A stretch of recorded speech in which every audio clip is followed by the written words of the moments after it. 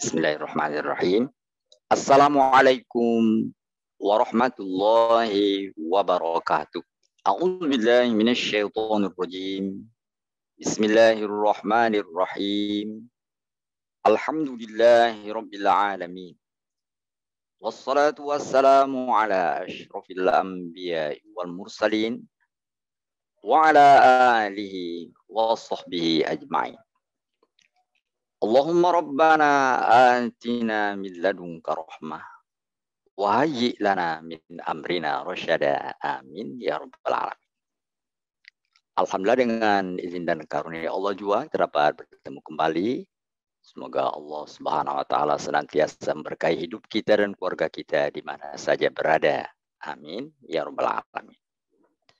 Dalam pertemuan yang ke-26 ini, insyaallah kita akan coba untuk merenungi tadabbur ke surah yang ke-26, yaitu surah Asy-Syu'ara.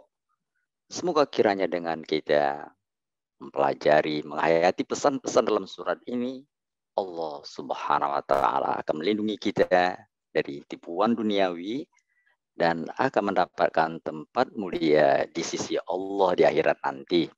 Amin ya rabbal alamin.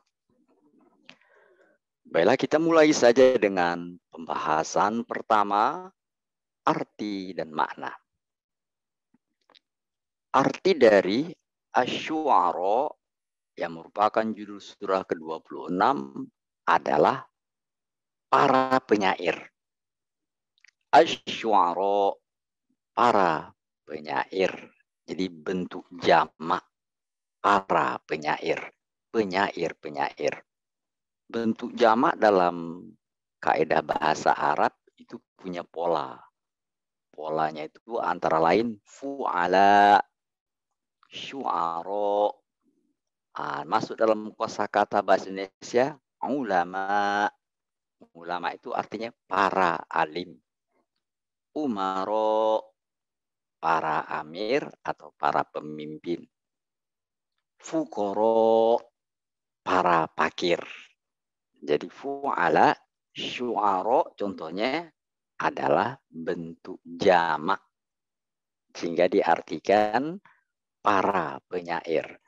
Penyair-penyair. Bukan satu orang, tapi banyak. Itulah arti dari judul ini. Dan untuk arti kita bisa melihat terjemahan surah Syu'ara ayat 224.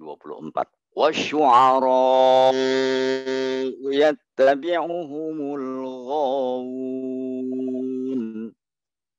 Silakan baca terjemahannya. Bismillahirrahmanirrahim. Dan penyair-penyair itu diikuti oleh orang-orang yang sesat. Iya, dan penyair-penyair itu. Jadi wasyu'ara artinya para penyair. Itulah arti dari judul surah ini. Sekarang kita masuki makna di baliknya. Tadi sekedar arti. Makna di baliknya adalah menyadarkan manusia. Menyadarkan manusia agar berhati-hati terhadap kata-kata yang indah dan memukau. Karena itu dapat menyesatkan. Sekali lagi, makna dibalik dari judul ini adalah menyadarkan manusia agar berhati-hati terhadap kata-kata yang indah dan memukau, karena itu dapat menyesatkan. Mari kita lihat sekali lagi terjemahan yang telah dibaca tadi. Kita lihat sekali lagi tapi dari sudut makna. Silakan. Ayat 224. وَالشُّعَرَاءُ يَتَّبِعُهُمُ الْغَاوُونَ. Silakan. Dan penyair-penyair itu diikuti oleh orang-orang yang sesat. Lihat nih, penyair diikuti oleh orang-orang sesat. Artinya rasa kita dapat dipengaruhi oleh kata-kata yang indah. Dengan arti lebih luas itu seni. Jadi rasa atau seni rasa pada keindahan atau seni, hati-hati. Karena itu dapat menyesatkan manusia.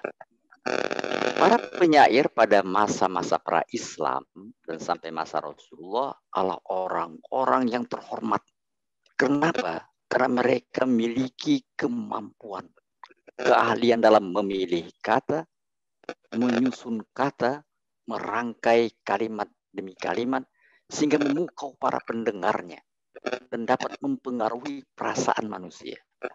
Ini syair sendiri berasal dari kata-kata syuur yang arti perasaan. Ini maksudnya kata-kata yang diucapkan oleh penyair itu bukan saja indah, tapi dapat mempermainkan perasaan manusia. Manusia perasaannya dapat terlena, dapat larut, dan itu sangat potensial untuk membuat manusia menjadi lalai dan tersesat. Oleh sebabnya dikatakan hati-hati. Para penyair, rasa seni yang mengalir di darah kita, rasa cinta pada keindahan, itu bila tidak dikendalikan dengan benar, akan dapat membuat manusia menjadi sesat. Syair ya, intinya adalah kata-kata yang indah dan memukau, itu mengandung unsur magis yang bila tidak disikapi dengan benar, membuat manusia sesat. Nah, kalau kita sekarang ini umpamanya itu yang seni bicara ya, seni bicara itu bisa dengan keindahannya memukau orang-orang dan tanpa disadari ikut dengan kata-kata itu. Jadi kalau sebagai contohnya syair pada masa sekarang, maksudnya setelah masa-masa yang lalu, masa sekarang yang saya pelajari di sekolah, umpamanya syair itu katakanlah semacam sanja ya, saja. Kita kenal para penyair juga mendapat tempat terhormat, bukan saja dulu, sekarang juga. Khairul Anwar, siapa yang enggak pernah dengar dengan saja akunya. Aku, kata Khairul Anwar, bila sampai waktuku, ku mau tak seorang pun kan merayu. Tidak juga kau. Itu kata-kata Khairul Anwar waktu saya baca masih SMP dulu, itu rasanya ada sesuatu yang dimainkan di perasaan kita. Sayangnya karena masih kecil saya terima aja. Aku ini binatang jalang, gitu kita itu. Aku ini binatang jalang. Dari kumpulannya terbuang. Biar peluru menembus kulitku, aku tetap meradang menerjang.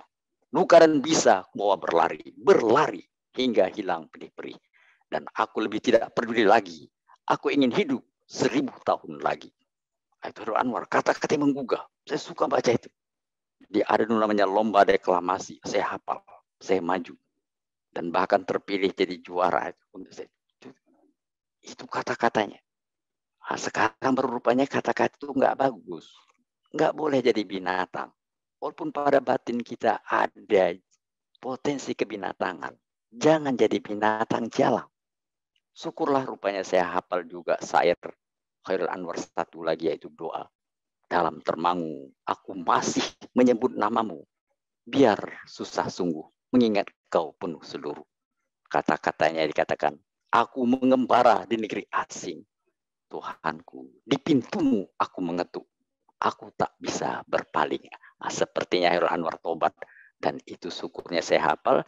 Sehingga yang tadi, pengaruh dari kata-katanya untuk jadi binatang, dapat dianulir dengan kata-kata, di pintumu ya Tuhan, aku mengetuk.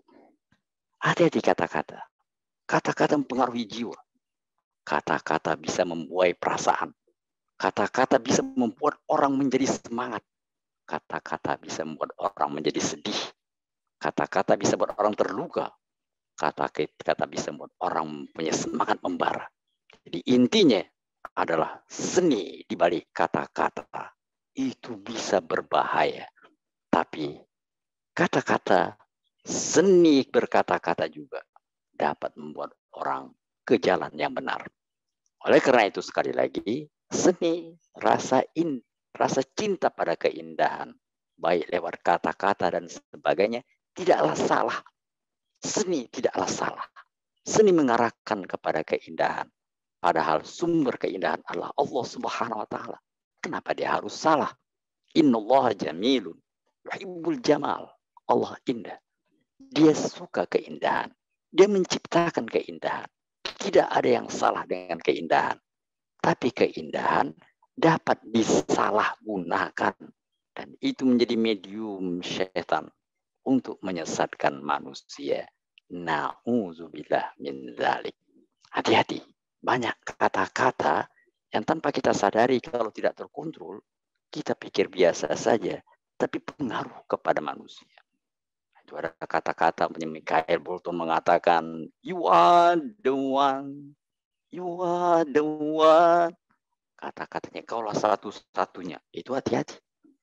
The you are the one itu dalam konsep kita harusnya qul huwallahu ahad, Allah. Bukan kau, bukan seseorang, tapi adalah Allah Subhanahu wa taala.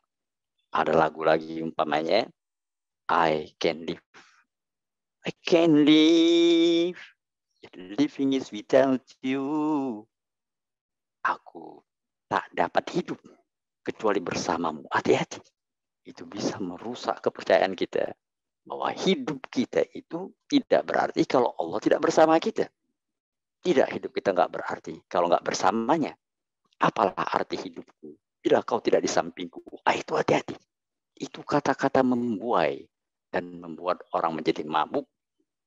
Karena itu sekali lagi, hati-hati dengan seni bicara. Secara umum, hati-hati dengan keindahan. Karena keindahan dapat melalaikan. Keindahan dapat menyesatkan. Seni itu mengarahkan kepada keindahan. Tidak ada yang salah dengan seni. Tapi seni dapat disalahgunakan. Oleh karena itu, makna di balik asy'ara menyadarkan manusia agar berhati-hati dengan rasa seni. Karena itu dapat menyesatkan.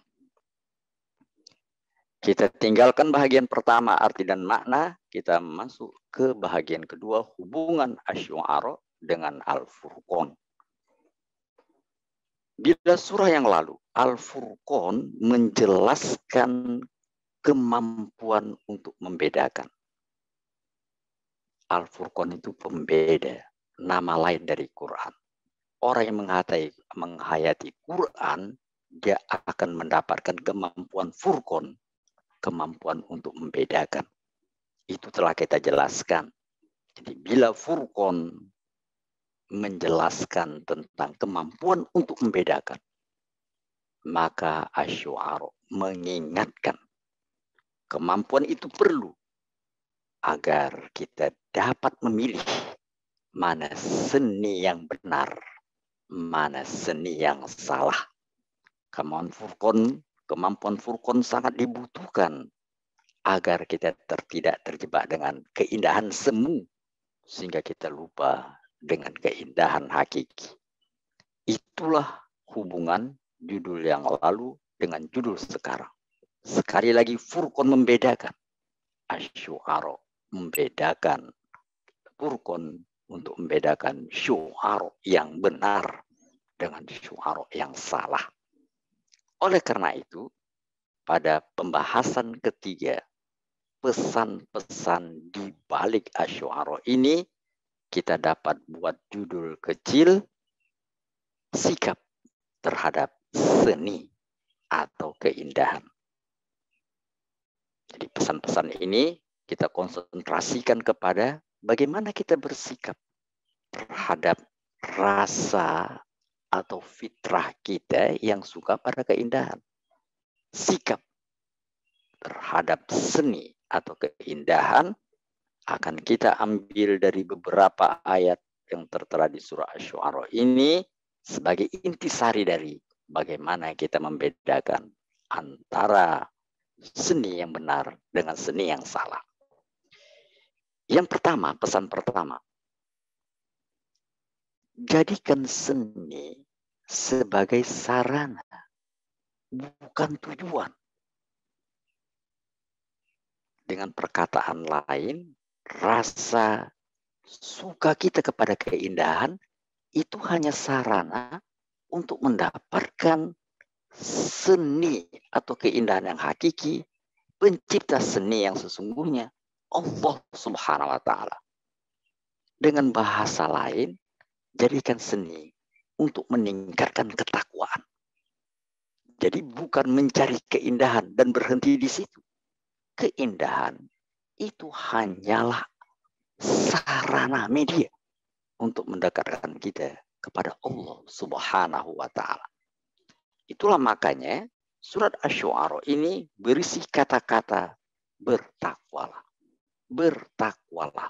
Intinya adalah jadikan seni itu untuk meningkatkan ketakwaan.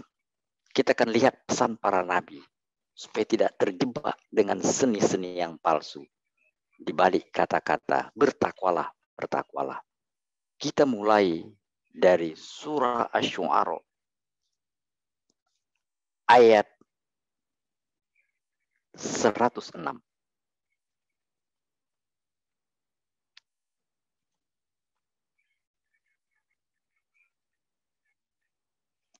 إذ قال لهم أخوهم نوح ألا تتقون. Silakan. Dan ketika saudara mereka Nuh berkata kepada mereka, mengapa kamu tidak bertakwa? Bertakwa. Kita lihat ayat 108-nya.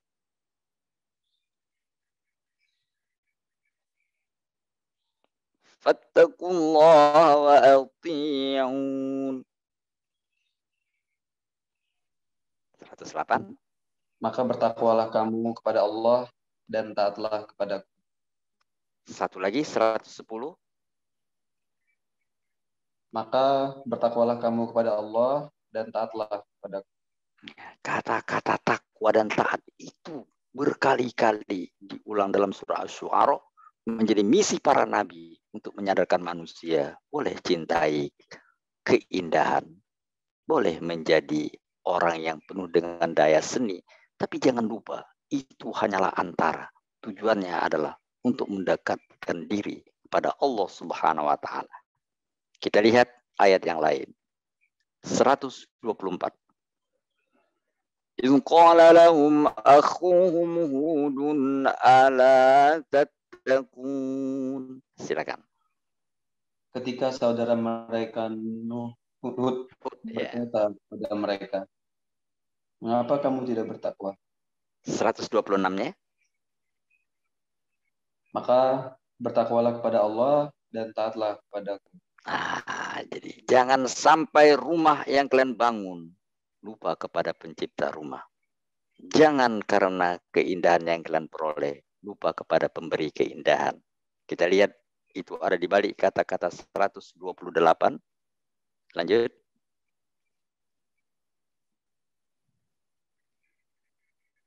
Apakah kamu mendirikan istana-istana pada setiap tanah yang tinggi untuk kemegahan tanpa ditempati?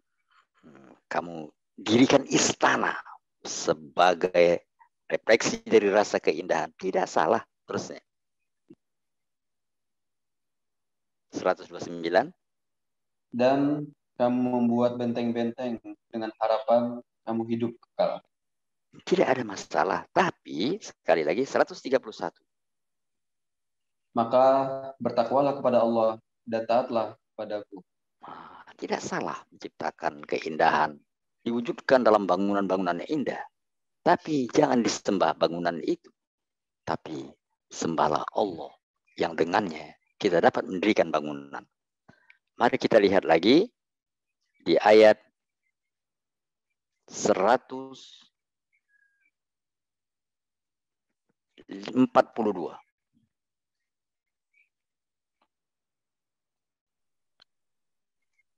Ketika saudara mereka Saleh berkata kepada mereka, mengapa kamu tidak bertakwa? 144. Maka bertakwalah kepada Allah dan taatlah kepadaku. Iya, nanti kita langsung saja kepada ayat 155. Dan Saleh menjawab, ini seekor unta betina yang berhak mendapatkan giliran minum, dan kamu juga berhak mendapatkan minum pada hari yang ditentukan. Nah, itu maksudnya, itu orang-orang di masa Nabi Soleh, orang-orang yang terkenal dengan pemahat. Mereka lihat batu, mereka katakan patung, ini batu ini akan kubuat patung ini. Benar. ini patung Archimedes, banyak gitu. Dibuat mereka diolahnya batu itu jadi patung dan seperti orang benar. Itu keahlian orang-orang di masa Nabi Soleh, kaum Samud. Lalu Allah ingin tunjukkan, Nabi Soleh coba apa kehebatanmu? Nabi Soleh enggak pakai polesan-polesan untuk mengolah batu menjadi patung.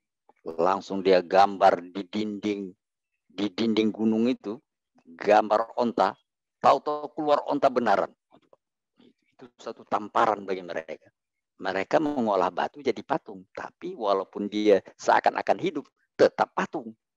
Nabi Soleh batu gunung dilukisnya, tahu-tahu keluar onta, betul-betul onta bisa minum. Untuk mengatakan jangan bertuhan pada keindahan. Ada pencipta keindahan yang hakiki, Allah Subhanahu wa taala. Satu lagi kita ambil referensinya 161.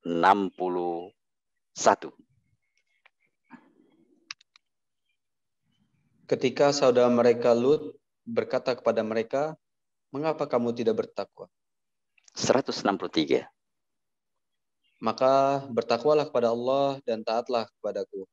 165. Mengapa kamu mendatangi jenis laki-laki di antara manusia? Yeah. Berbuat ada rasa seni mengalir di jiwa kita sehingga kita mencintai keindahan dalam wujud lawan jenis. Laki-laki menyukai keindahan. Seorang wanita yang cantik membuat perasaan laki-laki menjadi terbuai. Tidak salah dengan mencintai keindahan. Tapi mencintai keindahan sehingga mengabaikan petunjuk Allah seperti memandang indah hubungan seksual tanpa batas, itu salah. Oleh karena itu, tidaklah salah mencintai keindahan, tapi jangan salah kaprah.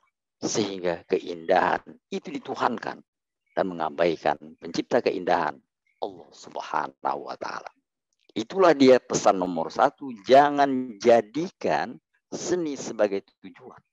Jadikan seni sebagai sarana mendekatkan diri kepada Tuhan pencipta keindahan. Itu satu. Kedua,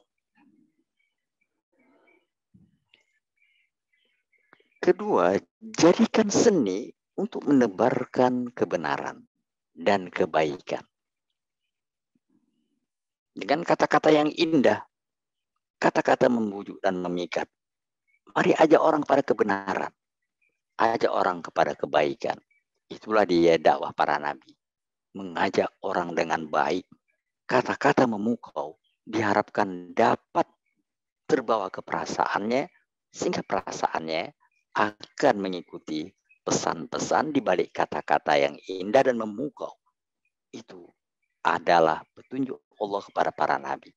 Oleh karena itu, gunakan daya seni kita untuk memikat orang kepada kebenaran dan kepada kebaikan. Bukan sebaliknya, untuk mengombal orang sehingga tertipu. Kata-kata yang manis, kata-kata yang memukau dan membujuk bisa membuat orang terlena. Dan walaupun itu jelas-jelas salah, tapi karena magis di balik kata-kata, itu orang-orang terpukau. Tadi Michael Bolton mengatakan bahwa tadi, you are the one. Dia katakan, said I love you, but I lie. Aku bilang cinta, tapi aku bohong. Itu. Kaulah satu-satunya yang kucintai. Itu jelas bohong. Padahal pada faktanya banyak dicintai yang lain. Jadi jangan diterima. Kaulah satu-satunya yang kucintai. Tidak, itu kata-kata bohong. Jangan ungkapkan kata-kata itu. Tapi sayangnya, itu wanita banyak suka dengar kata-kata itu. Ada enggak yang lain? Enggak, kaulah satu-satunya. Jelas bohong, tapi diterima. Jangan biasakan itu. Kau memang kucintai, tapi ada lebih kucintai lagi. Allah Subhanahu wa taala. Katakan terus terang begitu. Kau memang kucintai, tapi aku lebih mencintai Allah dan Nabi. Itu harus kata-kata betul. Kata-kata kaulah satu-satunya yang kucintai. Hati-hati. Itu akan jelas terbukti salah. Oleh karena itu, maka jangan jadikan seni, terutama seni dalam kata-kata, untuk menyebarkan kebohongan. Jadikan seni, keindahan kata-kata untuk menebarkan kebenaran dan kebaikan.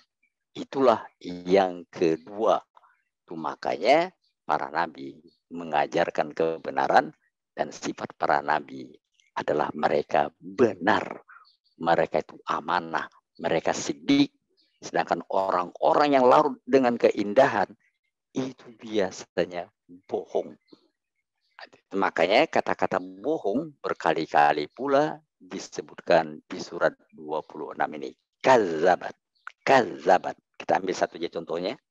Tadi sudah kita baca beberapa ayat. Kita ambil contohnya dari mulai Nuh yang tadi.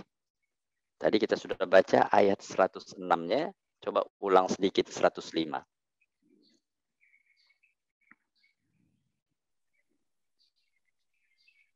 Kazabat. Kalau tadi kata sandinya, fattaqullaha wa ati'un. Untuk mengatakan jadikan seni itu sarana untuk meningkatkan ketakwaan. Bukan tujuan, tapi sarana untuk mendekatkan diri pada Tuhan. Tapi sebelumnya ada kata-kata kazabat 105, silakan. Kaum Nuh telah mendustakan para rasul. Iya, kata-kata dusta itu akan mewarnai sebagian besar ayat-ayat di Syu'ara untuk menegaskan bahwa seni jangan jadikan alat untuk berdusta. Seni adalah alat untuk menyebarkan kebenaran. Yang terakhir, sikap terhadap seni ini, yang terakhir, yang ketiga, berhati-hatilah terhadap kekekalan yang palsu. Berhati-hati terhadap kekekalan yang palsu, maksudnya kehidupan duniawi yang semu. Hati-hati. Kata-kata yang dibungkus demikian rupa, yang penuh dengan daya magis, bisa membuat manusia lupa pada akhirat. Manusia akan sibuk dengan dunia saja. Hati-hati.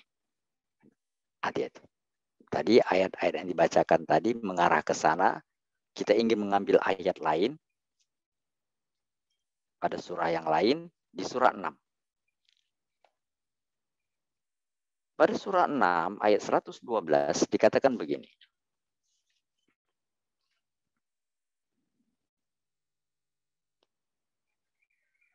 وَكَذَلِكَ جَعَلْنَا لِكُلِّ نَبِيٍّ عَدُوًّا شَيَاطِينَ. Silakan.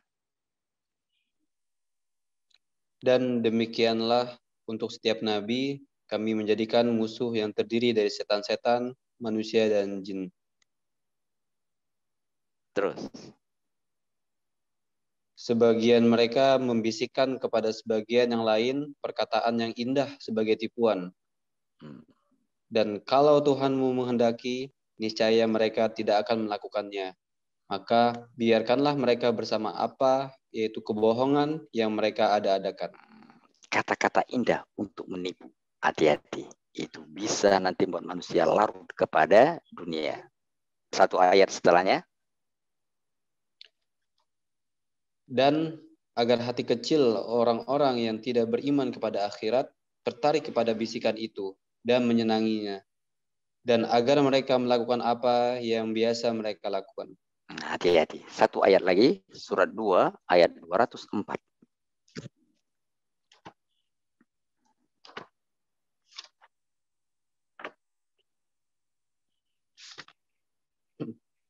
Al-Baqarah 204.